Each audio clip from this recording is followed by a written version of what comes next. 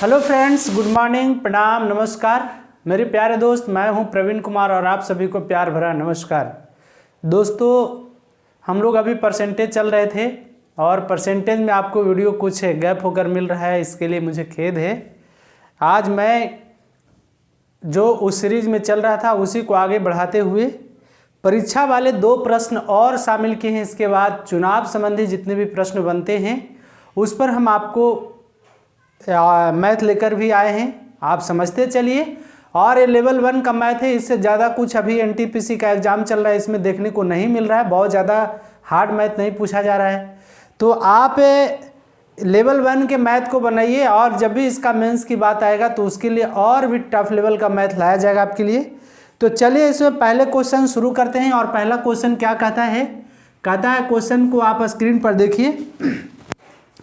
कहता है कि किसी परीक्षा में 3 प्रश्न पत्र हैं, है ना, जिनमें से प्रत्येक 100 अंक का है। 3 प्रश्न पत्र हैं जिसमें प्रत्येक जो है 100 अंक का है। एक विद्यार्थी ने पहले 2 प्रश्न पत्रों में क्रमशः 72 और 56 अंक पाए। कुल 75% अंक प्राप्त करने के लिए उसे तीसरे प्रश्न पत्र में अंक प्राप्त करने की आवश्यकता है।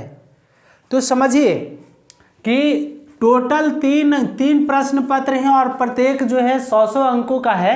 इसका मतलब है कि कुल अंक कितने अंकों का परीक्षा होगा, तो कुल अंक कितना हो जाएगा। तो आप सोच सकते हैं कि 100 अंकों का है तो 300 होगा, ये निश्चित तौर पर। चलिए आगे कहता है कि पहले 2 प्रश्न पत्रों में वो 72 और 56 अंक पाता है। 100 में से 72 और 56 अंक पाता है। और यदि कहता है कि कुल 75% अंक प्राप्त करने के लिए उसे तीसरे प्रश्न पत्र में कितना अंक प्राप्त करना चाहिए। तो आप सोचिए कि टोटल 300 का परीक्षा है, इसमें से पहले प्रश्न पत्र में 72 अंक और दूसरे प्रश्न पत्र में उसको 56 अंक मिलते हैं।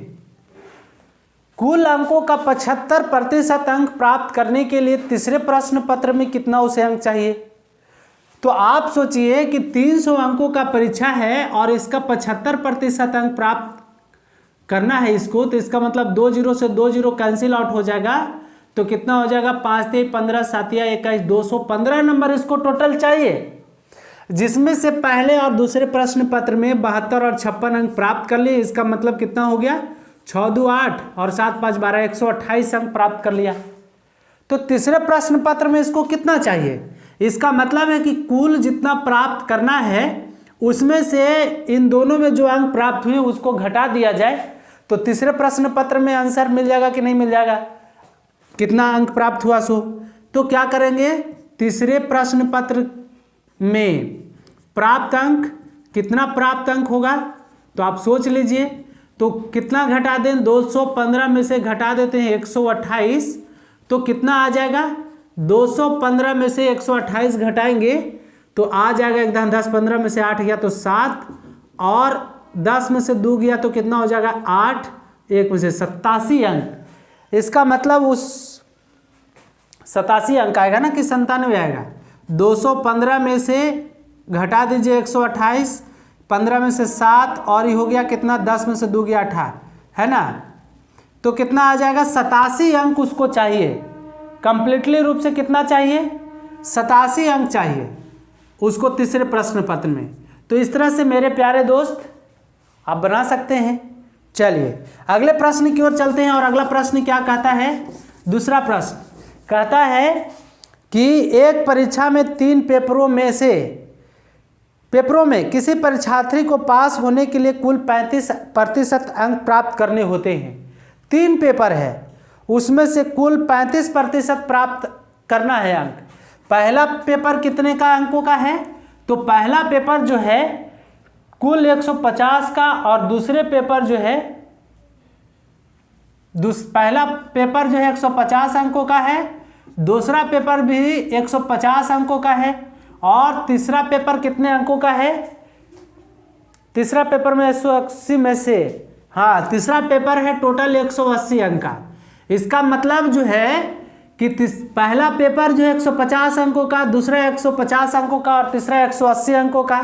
इसका मतलब कि कुल कितने अंकों का परीक्षा इसको देना है, तो 5 5 10 1 18 है ना, और 380 अंकों का परीक्षा होना है, जिसमें से इसको 35% अंक प्राप्त करना है। इसका मतलब है कि इसका 35% यदि निकाल दिया जाए तो कितना हो जाएगा, 1 0 से 1 0, 2 5 10, 7 5 35, और कितना हो जाएगा, ये हो जाएगा यहाँ पर 4 हो जाएगा ना, 3 1 4 48। इसका मतलब 24 दूनी 48, 24 सते 68, 168 अंक इसको चाहिए, 168 अंक चाहिए, जिसमें से पहला 150 में से ही प्राप्त कर लिया है कितना, 150 में से प्राप्त कर लिया है 62 अंक, और दूसरा 150 में से प्राप्त कर लिया है कितना, 35 अंक।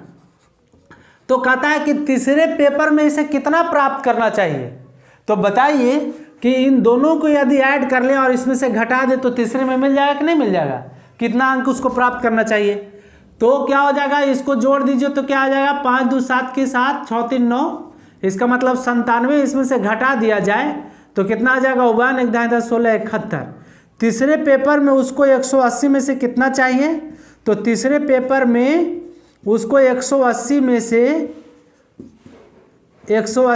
से कितना चाहिए उसको, तो 71 अंक चाहिए। कितना चाहिए, 171 अंक। देखिए कितना सिंपल क्वेश्चन है। चलिए आगे की ओर बढ़ें, चलिए तीसरे प्रश्न की ओर चलते हैं। अब आएगा आपके लिए चुनाव संबंधी जितने भी प्रश्न पत्र हैं उस पर हम लोग चर्चा करेंगे कि चुनाव संबंधी कैसे कैसे प्रश्न आते हैं। तो इसमें हमने आपको इजी टू हार्ड करने का प्रयास किया है।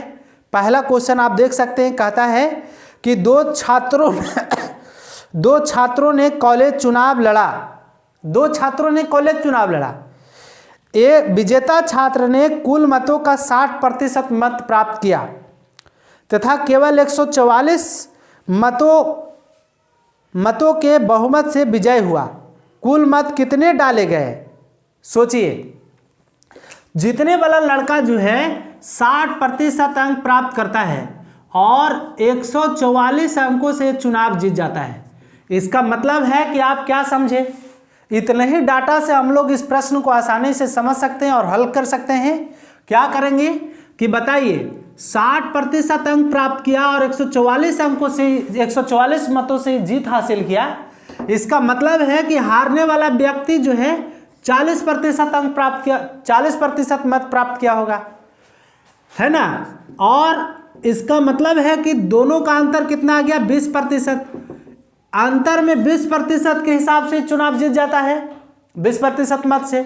लेकिन ये चुनाव जीतता कितना है, तो 144 अंक। अरे 144 अंक ज़्यादा आया, एगो को 144 मत ज़्यादा आया। इसका मतलब क्या हुआ, इसका मतलब हुआ कि वो जो है 144 अंक, इन दोनों के बीच मतों का अंतर जो हुआ 144 हुआ। ये समझ रहे होंगे आप बात। इसका मतलब है कि 20% बराबर 144 होगा कि नहीं। इन्हें अंतर आया है 20%, लेकिन इधर अंतर कितना है, 144 मत। इधर अंतर कितना है, 20% मत में, लेकिन इधर कितना अंतर है, 144। तो 20% बराबर 144 होगा कि नहीं होगा। क्या कहता है, तो कुल कितने मत डाले गए। तो सोचिए कि 20% बराबर 144, तो 1% बराबर कितना होगा, तो 144/20 होगा कि नहीं। इसलिए 100% बराबर क्या होगा, तो ज़्यादा होगा। अरे 20% बराबर 144, तो इसका मतलब है कि एक लाइन और बढ़ा ही देते हैं। इसका मतलब कि 100% इक्वल टू कितना हो जाएगा, तो 144 बटा हो जाएगा कितना, 144/20 गुने कितना हो जाएगा, 100%। 20 पचे 100, अब काट दीजिए तो कितना आ जाएगा, 44 पचे 220, 720। कुल कितने मत डाले गए थे, तो 720 मत डाले गए थे।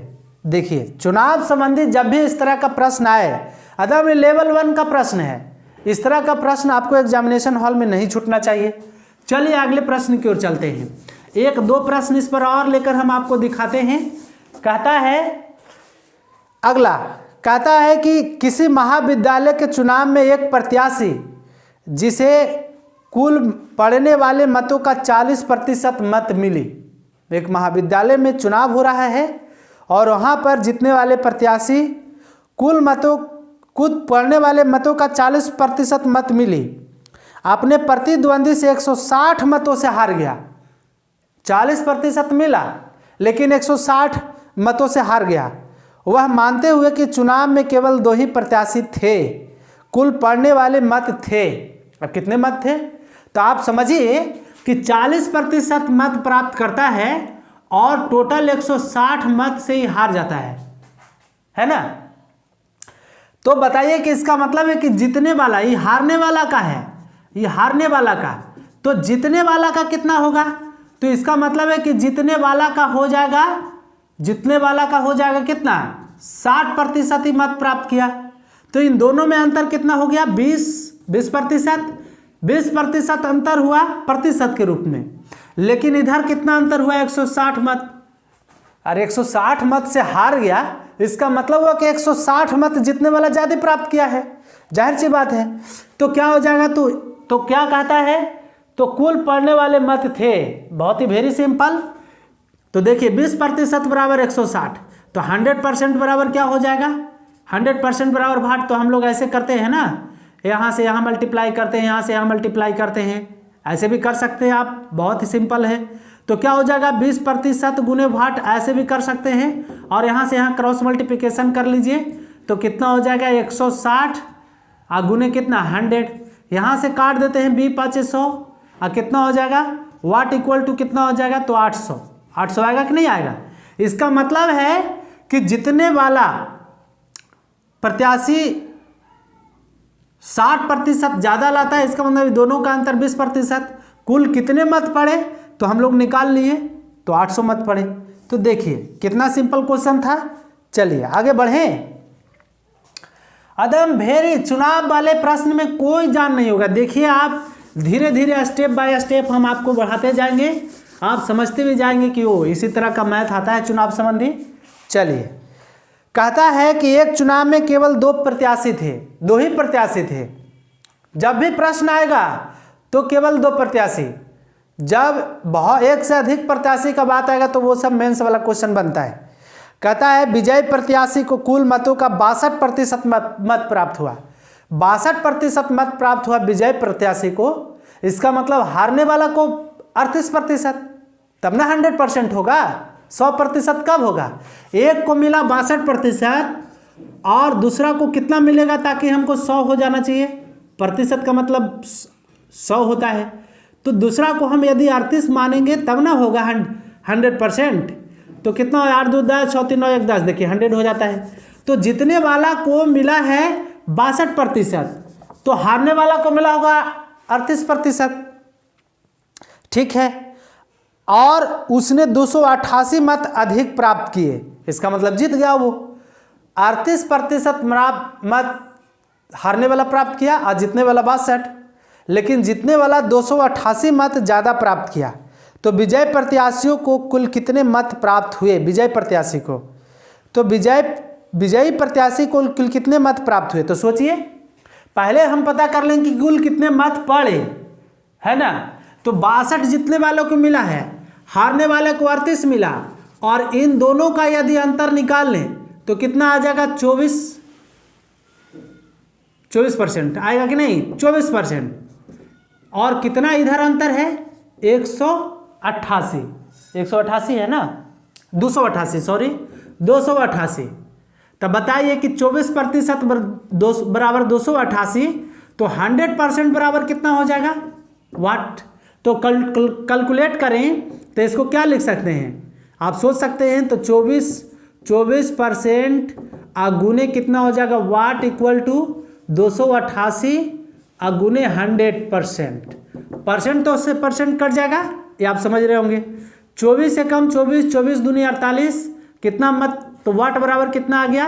तो आप सोच सकते हैं वाट बराबर आ गया कितना? 12 गुने 100, इसका मतलब टोटल 1200 मत पड़ा।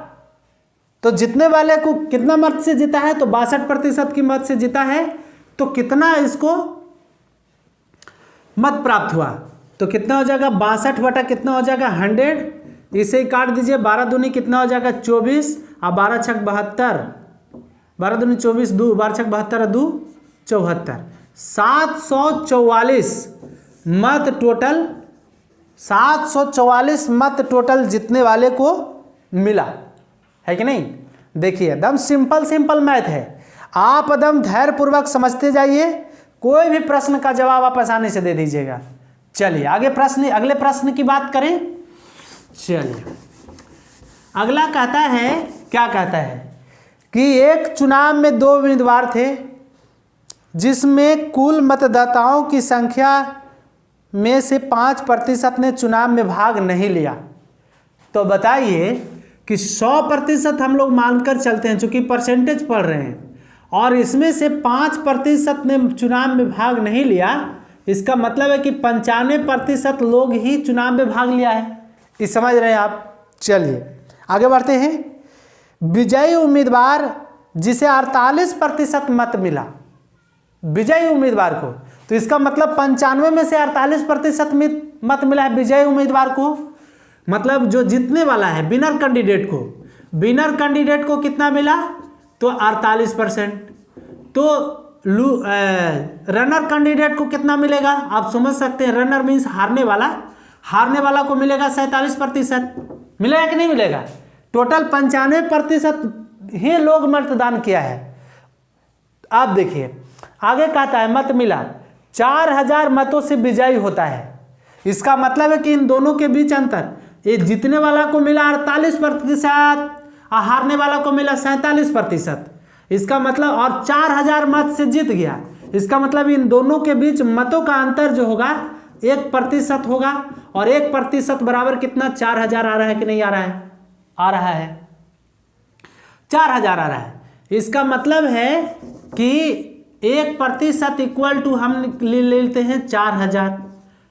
तो कहता है क्या, तो हारे हुए उम्मीदवार को कुल कितना मत प्राप्त हुआ, तो निकल जाएगा। पहले कुल मत प्राप्त कर लेते हैं कि पहले कुल कितना मत पड़ा 100 पता कर लेते हैं। तो पता कर लीजिए कि 1% बराबर 4000, चूंकि 4000 मतों से जीता है, तो 100% बराबर कितना हो जाएगा, तो 100% इक्वल टू वाट। अब इसको आप कर ही सकते हैं, तो क्या हो जाएगा आप सोचिए, सोच सकते हैं, सोचिए तो कितना हो जाएगा। इसको यहां से कर दें तो कितना आ जाएगा, क्रॉस मल्टीप्लिकेशन हो जाएगा, परसेंटेज से परसेंटेज खत्म। इसका मतलब वाट इक्वल टू कितना हो जाएगा, टोटल मिल जाएगा इसको वाट इक्वल टू 4 पर 3 जीरो है, 2 जीरो और, इसका मतलब काय दहाई सैकड़ा हजार 10,000 लाख 40 लाख 4 लाख मत पड़े, जिसमें से हारने वाले को कितना मिला। तो कहता है कि हारे हुए पर उम्मीदवार को कितना मत प्राप्त हुआ, तो हारे हुए को कितना मिला है 47%। इसका मतलब 47/100, 2 जीरो से 2 जीरो काट दीजिए, तो 4 सत्ते 28 की 8, 4 चौको 16 2 18, 18 पर 3 जीरो बैठा दीजिए, है ना। 18,800 मत मिला किसको, हारने वाला को। कितना में से, 4 लाख में से। समझिए आगे बढ़ें। तो इस तरह से मेरे प्यारे दोस्त 18,000 नहीं, इतना ना, 1 दहाई सैकड़ा हजार 10,000 लाख, 1,88,000। जीत हारने वाला को 1,88,000 मिला, इसका मतलब उसको कुछ ज़्यादा मिला होगा। चलिए आगे बढ़ जाए आगे। तो इस तरह का जब भी प्रश्न आए तो आप सोच कर आप अपना कैलकुलेशन माइंड में बैठाइए और सोचिए कि कैसे मैथ बनेगा। चलिए अगले प्रश्न की ओर चलते हैं। कहता है कि 2 उम्मीदवार के बीच हुए चुनाव में एक को वैध मतों का 55% मत मिला, वैध मतों का। अवैध मतों की कुल संख्या कुल मतों का 20% है। मतलब एक को वैध मतों का 55% अंक मिला, ठीक है। और कहता है कि अवैध मतों की कुल संख्या कुल मतों का 20% है। यदि कुल मतों की संख्या 7500 है, कुल मतों की संख्या, कुल मत दे दिया है कितना, कुल वोट पड़ा कितना 7500, अब 7500 का 20% आपको अवैध है, इसका मतलब कि 20 बटा कितना हो जाएगा 100, 2 जीरो से 2 जीरो कैंसिल आउट हो जाएगा, कितना आ जाएगा 1500 अवैध हो गया। इसका मतलब वैध मत टोटल कितना हो गया तो वैध मत हो गया 75 में से 1500 जाएगा, इसका मतलब 6000 है कि नहीं। अब क्या कहता है, दूसरे उम्मीदवार को मिलने वाले वैध मतों की संख्या है। तो समझिए, एक को 55% मिला तो दूसरे को कितना मिलेगा 55, इसका मतलब 45% है ना। एक को 55% मिला तो दूसरे को कितना मिलेगा, 45, चूंकि 55 और 45 क्या होता है 100 होता है, तो दूसरे को 45%। तो आप सोच सकते हैं 6000 का आप निकाल सकते हैं कितना प्रतिशत, तो निकाल सकते हैं आप, एक को 55% मिला तो दूसरे को 45% जाहिर है कि मिलेगा। तो 45% का मतलब 45/100, 2 जीरो से 2 जीरो कट जाएगा, 6 5 30, 6 चौके 24, 3 27, 2700 टोटल मत उसको मिलेगा दूसरे को। देखिए कितना आसान तरीके से इसको सोल्व किया गया। तो जब भी इस तरह का मैथ आई तो टाइप 1 लेवल 1 का ही था चुनाव संबंधी प्रश्न। और भी आपको इस पर जितने भी टफ लेवल का क्वेश्चन बनेंगे आज के बाद आपको वो देखने के लिए मिलेगा। आज के लिए इतना ही, तब तक के लिए आप सभी को एक बार फिर से प्यार भरा नमस्कार, धन्यवाद।